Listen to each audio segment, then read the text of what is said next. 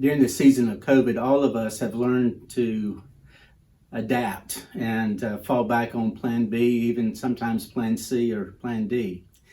In her book entitled Plan B, Anne Lamott writes about those times in her life when things are not going well, about those times when Plan A doesn't work out, so she had to move to Plan B. All of us have had or will have those moments when we need to try a different approach or to change directions. Well, in the book, Anne describes being filled with anxiety and conflict about the circumstances of her life, about the state of the world. She feels disappointed and fearful about the future. One day when her anxiety was particularly high and about to get the best of her, she called a friend and unloaded all of her discouragements on him. Eventually, she got around to asking him for some spiritual advice, some spiritual help. He simply told her to go for a walk, to breathe, and to be kind. Anne decided to follow his advice since nothing else seemed to be working. So she drove to the grocery store and began walking the aisles. As she walked around the store, she remembered to breathe deeply and to be kind to other shoppers that she encountered. His advice became Plan B for her. When Anne got to the checkout counter, the clerk rang up the items and then announced, "Hey, you're a winner. You've won a ham." Anne says that she was blindsided by the news because she hates ham. She thought, what am I going to do with this 10 pounds of salty pink eraser?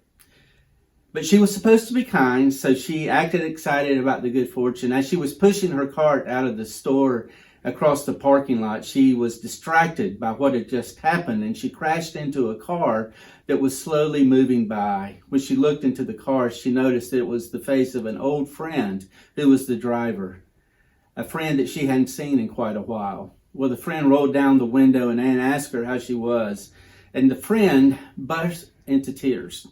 Things had not been going well for her. She didn't have enough money for food, struggling to get enough gas to drive the car.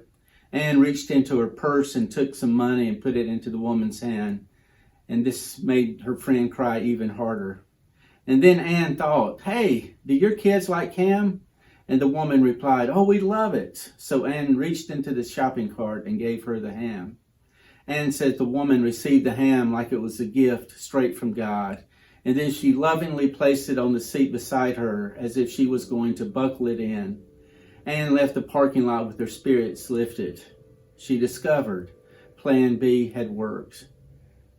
When Anne was so discouraged with life and things weren't going her way, she walked and breathed, and God presented her with a wonderful opportunity to be kind. There's an old hymn by Fanny Crosby entitled Rescue the Perishing. And these are some of the words of that old hymn. Down in the human heart, crushed by the tempter, feelings lie buried that grace can restore. Touched by a loving heart, wakened by kindness, chords that are broken will vibrate once more. Kindness is what awakens us.